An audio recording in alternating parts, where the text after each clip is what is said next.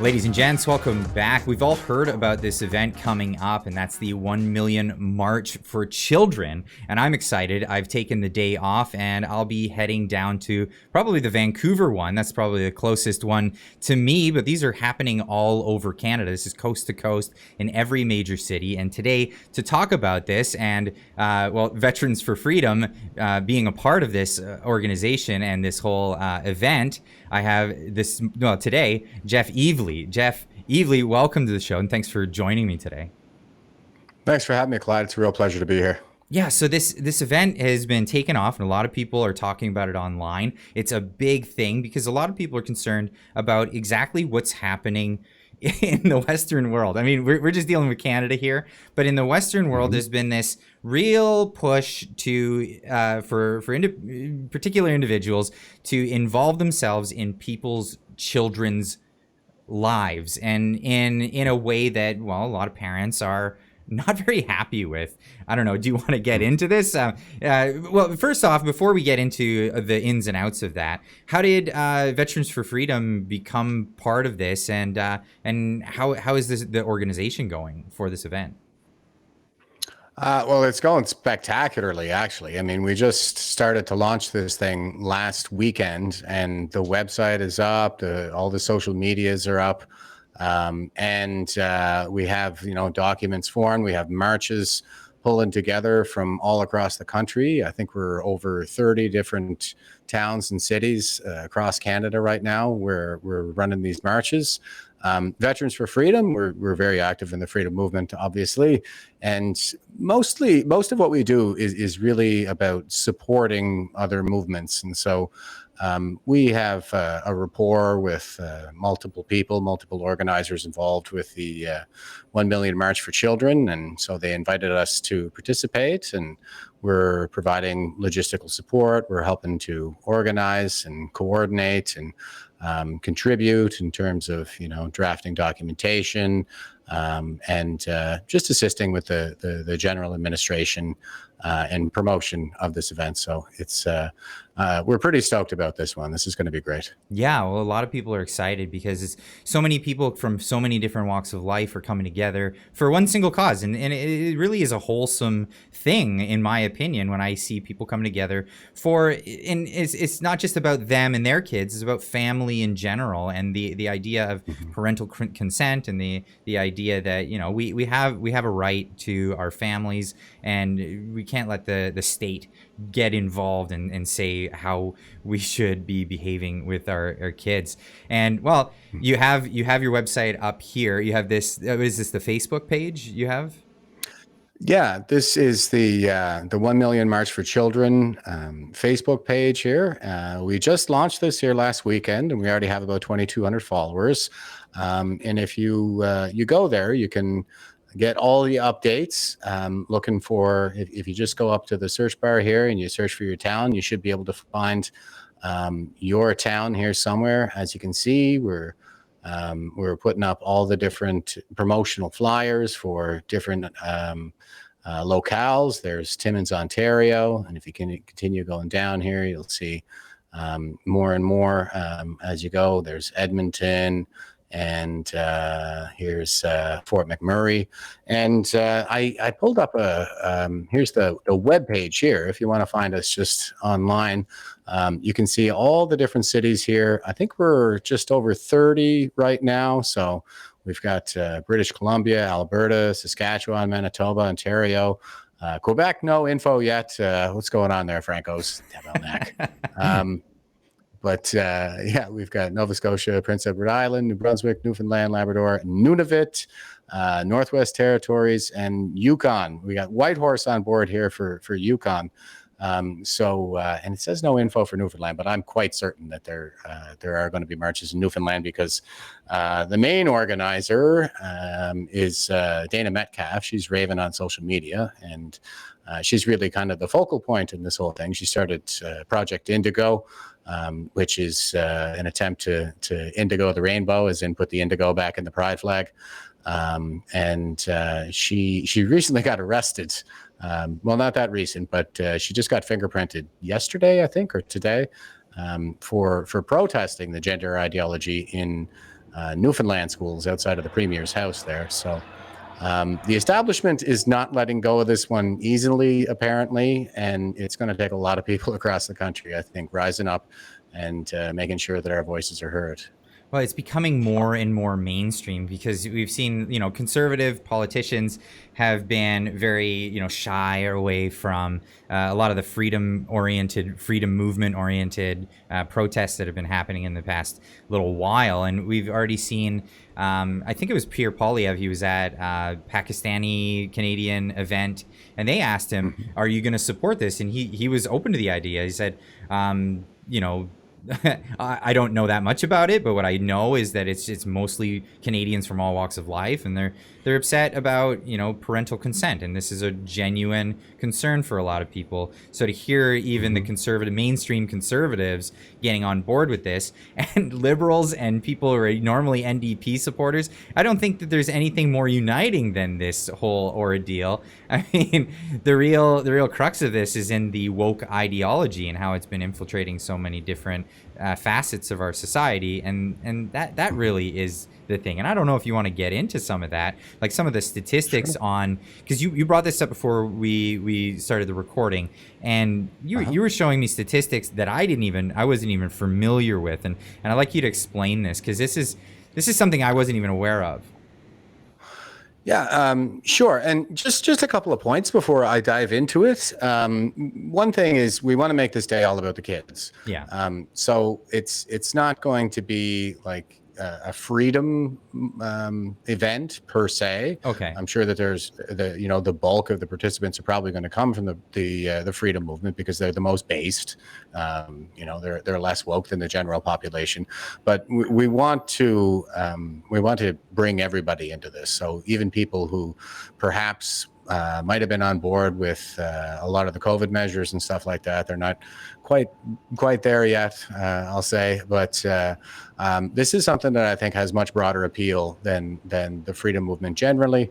And we want to make sure that we're still approachable to all those people. And yeah, Absolutely. This is the one issue I think that could probably unite the country and wake everybody up to what's really going on right now. Well, and this is what got me, is because a lot of people, they're concerned about openness and the idea of acceptance of people who for just being who they are. And this statistic really kind of opened my eyes to the idea that yes, we're making strides in society for being more open and accepting the way people are, but there's a difference between that and social contagion, and this is kind of where this leads. And I'm just leading you into this, so explain. Yeah, no problem. I mean, we don't want to be so open-minded that our brains fall out. Right. But this is from Statista, and this is just sort of a statistical aggregator. These statistics are from the United States, but of course we rely on the United States for a lot of our statistics because they just have such a much larger population and more statistics for that matter. So what they've done here is the title is Share of Respondents Who Identify as Lesbian, Gay, Bisexual, or Transgender in the United States from 2012 to 2022 by generation. And your x-axis here goes from 2012 to 2022, and then your y-axis goes from 0% to 25%. Now, the thing about this is, what I like about this graph is that it's broken down by generation. So you have Gen Z in blue, millennials are in black, Gen X is in gray, baby boomers in red, and silent generation in green. And the silent generation is the oldest generation, and as we can see here from the graph, they have the lowest rates of identification as lesbian, gay, bisexual, or transgender. They never even reach 2%. And the baby boomers are similar. They get up to about 2.6 there at one spot. But they're tracking right along roughly the same rates as the silent generation. Once we get up here to Gen Z, that's the youngest generation, so these would be born 1997 to 2004, we can see they're topping out at like 20.8%. So that is literally 10 times the peak of what the silent generation is, and yeah, almost 10 times the peak of what the baby boomers are. So the thing about that is, if this were a genuine civil rights movement, if it were really about openness, tolerance, and acceptance, then what we should expect to see is the highest rates trending in the oldest generations, because those people would have been suppressed for the longest, and now they can feel elated to be their authentic selves. But that's not what we see. What we actually see is that Gen Z, the youngest generation, the kids, 1/5 of them are identifying as lesbian, gay, bisexual, or transgender. And what this says to me is that this is a social contagion and not a genuine civil rights movement about openness, tolerance, and acceptance. Like a fad. It's a fad, I guess, Yeah, like piercing your ears for the Gen Xers or what have you. yeah, yeah. And this makes a lot of sense, and that's why I really liked you sharing this one, because you know, if Grandpa, you know, was suppressing that for all that time, now's the time for him to come out and say, you know what, thanks for everybody accepting me. You know, my whole life was a lie, but I'd like to come out and tell people how I genuinely really did feel all this time, and that's not happening in any No. statistical sense in this whole thing, and that's a big thing moving into this, because this is where people are saying that they're being subjugated and told that they can't participate in society. And this is the big crux of where the argument coming from the other side. I always love to play devil's advocate in this and say, hey, okay, well, are people's rights being infringed by parents that are saying, no, we don't want this happening in schools? Is that a case? And is that something that's actually happening? Is it actually happening in schools? It absolutely is. And when it comes to the rights question, No, I was asking, are they well, being discriminated against? Are people being discriminated against in the sense that people who are bisexual, gay, or whatever, are they being suppressed in school? Because that's the statement that's being told to people, and that this whole movement to free our kids is to actually like stop them from being able to come out and be their true selves. to tell them to get back in the closet. I guess Yeah. nobody's saying that, but No, nobody's saying that. That's the thing. That's not what anybody is saying. What we are saying is that it's damaging to children to sexualize them so early. And in this particular case, in this era that we're living through right now, it's not just the sexualization, as in grooming for the purpose of having sex with children, but it's grooming in the sense that they're setting them up. The schools are essentially set up as part of the pipeline, the initial part of the pipeline that puts the kids on the path to transition, and which results in them being permanently sexually butchered into pharmacological livestock, and they have to remain on the drugs for the rest of their lives. And it's big money for big pharma, essentially, is what it comes down to. So there's motive for this. There's a essentially that. I mean, when I was a kid, it was about Ritalin, and my parents were like, "No, he's a boy. He's not hyperactive. It's just Right. let him run around in the yard. He'll chill out and need a nap later." That it turned out that I didn't need it, and all my creativity, those things were funneled into creativity, and here we are today, right? Mhm. And now it's a new type of pharmacological. It's not just suppressing hyperactive kids. It's now telling kids you need a lifelong thing in the eyes of HRT, hormone replacement therapy, these kinds of things. That's right. And yeah, there is something, I think, severely psychologically abusive to tell the child that they're in the wrong body, to tell them that there is something wrong with their body. And the solution here is to affirm their identity. That is, the language that they use is gender affirming care, and that's something that's going on all over Canada in various hospitals across the country, where they are performing these therapies and these surgeries on minors. And as we all know, we all made some of the worst mistakes in our lives Yeah. during adolescence, and really, it is the parents' role to properly steward their children through adolescence, to keep them from making those life-destroying choices. But the state of affairs in Canada right now is one in which, if a parent were to do that, the state would put them in jail if they were to try to protect their child from this butchery, or try to get them talk therapy from a qualified psychologist.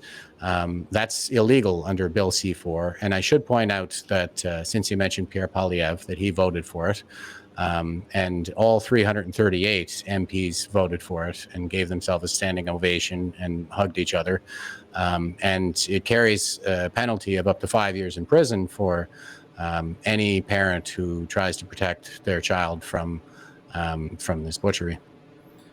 I don't even know what to say to that. I really don't, and I'm really glad that this organization or this event is being organized at this time, because there's not much else I guess kids have as an out on this whole thing. Now, tell us a bit about Veterans for Freedom. This is an organization maybe some people don't know. You guys have been around for some time now, and you yourself do a show for Veterans for Freedom.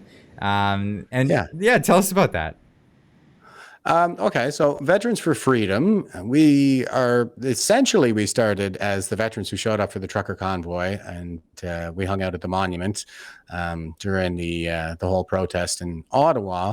And a couple of the guys, and Drew McGilvery in particular, and Eddie Cornell, they had already had some of the documentation required to get a not-for-profit off the ground called Veterans for Freedom, and so they came to the monument with that stuff, and a bunch of us got all signed up. And since then, it's really taken off. I mean, we thought, and the founders thought, that it was probably only going to be a couple of hundred of us who went to the monument during the trucker convoy, but we've received about 3,100, 3,200 applications in total right now. We're still processing a lot of them because we're just having trouble keeping up. And we've been involved in everything from the trucker convoy to Rolling Thunder. When we supported that, we went back to Ottawa. I got arrested again, but Rolling Thunder, which was a wreath laying ceremony that we organized. We helped organize to give dignity back to the monument and to the veterans like myself who were arrested there, and others who were actually drug off the monument during the trucker convoy. And Neil Sheard was the guy who brought the Rolling Thunder component to it to make it the motorcycle rally. Mm-hmm. Then James Top, came from BC after that, and so we provided a lot of support for him. And many of us marched with him everywhere across the country. I myself marched with him both while he was on the way to the monument in Ottawa. Of course, I couldn't get any closer than, say, about 50 kilometers away due to the restrictions that were imposed on me after the trucker convoy and then Rolling Thunder. So I stopped at the sign for for Arnprior, which is the greater civic boundary for Ottawa, for the greater Ottawa area, because I'm not allowed to go there. So we did the James Top, and I marched with him on the East Coast while he was coming through here. And we've just been going, hard charging with pretty much everything we can sink our teeth into. And I host the daily podcast. I'm the ops sergeant major for Veterans for Freedom. That's the title I give myself for podcast host. But I do that every morning at 9 a.m. Eastern time. Host guests every day this week I've had a guest, and tomorrow it's going to be Randy Hillier, and we're going to be talking about the China-Canada relationship. And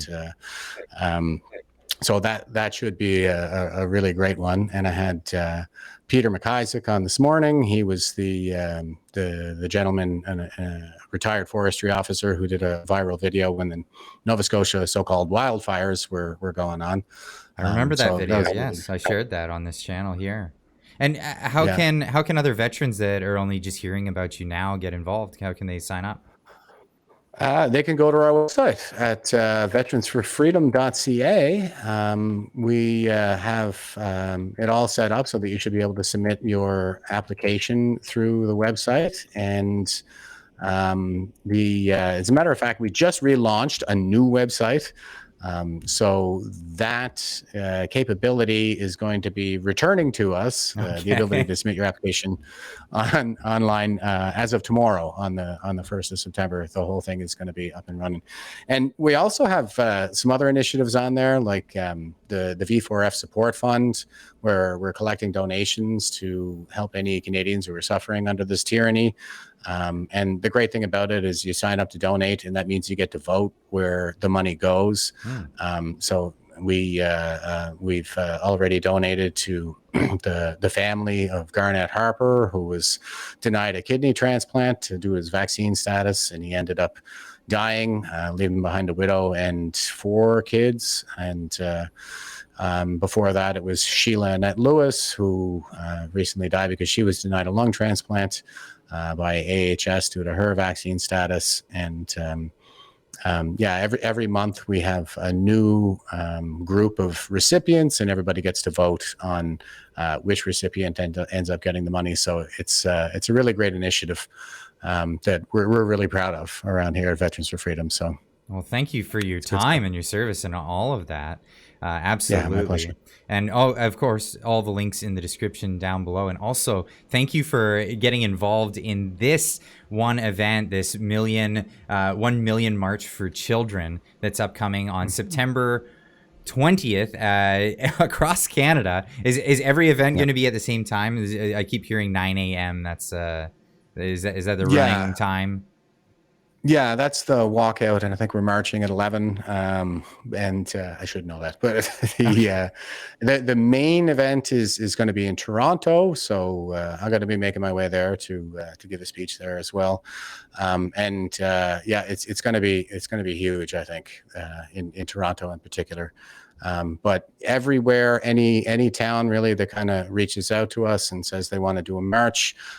We're also doing a march here in my hometown of Sydney, Nova Scotia. So, there are marches all over the country, and if you're interested in organizing in your area, then just reach out. You can find us on Facebook, and you can find the 1 million march for children.com. That's where the website is. That's number 1 million march number 4 children.com, and we'll get you all hooked up, and you'll be on your way. Well, thanks, Jeff, for joining me today. Yeah, my pleasure. Thanks, Claude.